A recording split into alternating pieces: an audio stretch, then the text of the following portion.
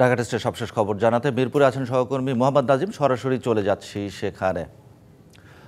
নাজিম, নিশ্চয়ই শুনতে পাচ্ছেন আমাকে। ঢাকা টেস্টের পঞ্চম দিনে ব্যাট করছে আয়ারল্যান্ড এবং একই সাথে বাংলাদেশের বোলাররা চেষ্টা করছে অল আউট করার জন্য। খুব দ্রুত সময় যদি অল আউট করা যায় সেখানে আর একটা একটা অ্যাডভান্টেজ থাকবে বাংলাদেশের জন্য নিশ্চয়ই। আর আরও একটা কথা, সেটা হচ্ছে যে এই যে বাংলাদেশি বোলাররা বল করছে, কি মনে হচ্ছে লাঞ্চের আগে আসলে আইরিশদের মুড়িয়ে দেওয়া যাবে কিনা? না, এখন পর্যন্ত সকালে আপনার পঞ্চম দিন সকালটা এখনো বাংলাদেশ আসলে যেভাবে প্রত্যাশিত শুরু করার কথা ছিল সেটা কিন্তু আসলে হয়নি। তাইজুল একমাত্র একটা উইকেট নিয়েছেন, সেই ব্রেক থ্রু এনে দেওয়ার পরে কিন্তু তিনি 250 উইকেটের যে একটা মাইল ফলক, বাংলাদেশের টেস্টে সর্বোচ্চ উইকেট শিকারীর এখন তাইজুল হয়ে গেছেন। তো সেই জায়গাটাতে আসলে তাইজুলের কাছ থেকে যেরকম প্রত্যাশা ছিল তিনি ডেলিভারি করেছেন।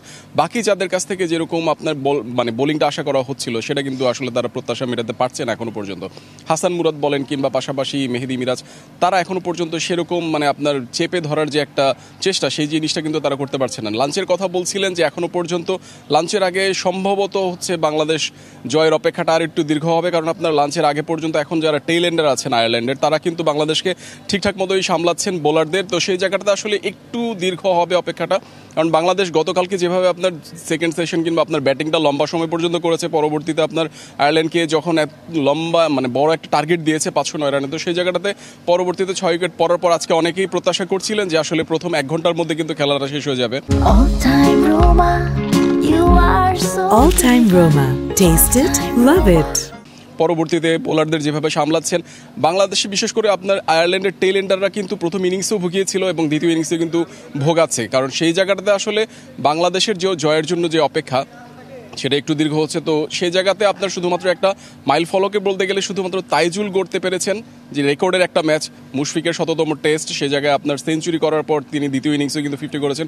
পাশাপাশি বোলিংয়ে এখন তাইজুল আলাদা করে নজর কাটছেন। তো সবচাইতে গুরুত্বপূর্ণ বিষয়টা হচ্ছে যে বাংলাদেশ এখন লাইন লেন্থ ঠিকঠাক মতো যদি ধরে রাখতে পারে, তখন হয়তো বা আয়ারল্যান্ডকে দ্রুতই অল আউট করার একটা সম্ভাবনা থাকবে, কারণ আপনার উইকেটটা এখন পর্যন্ত যেভাবে টার্ন অ্যান্ড বাউন্স সেই জিনিসটা দেখা যাচ্ছে, উইকেটে কিন্তু এখনো পর্যন্ত খুব বেগ পোহাতে হচ্ছে আয়ারল্যান্ডের ব্যাটারদের।